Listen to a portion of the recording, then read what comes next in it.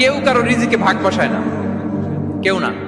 আমরা অনেকে মনে করি যে আমি ওকে দিলাম, ওকে খাওয়াইলাম, আমি বোধহয় খাওয়াইলাম। না, সে আপনারটা খায় নাই, সে তার রিজিকই খেয়েছে। আমাদের ঘরে আমাদের বন্ধু বান্ধব আসে অনেক সময়, আমাদের ঘরে অনেক সময় অতিথি আসে, তাদেরকে আমরা আপ্যায়ন করি, তাদেরকে খাওয়াই। আসলে সে আমারটা খায় না, সে কারটা খায়? তার নিজেরটাই খায়।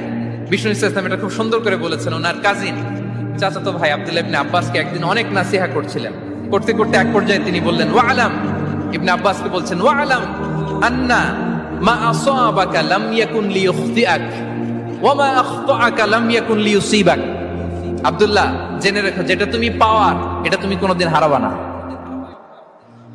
যেটা তোমার হওয়ার কথা ছিল ওইটা তুমি কোনোদিন মিস করবা না। আর যেটা তুমি পাওয়ার কথা না, গোটা বিশ্বের সব শক্তিকে হাতের মুঠোয় আনলেও সেটার দেখা তুমি পাবে না, পাবে না।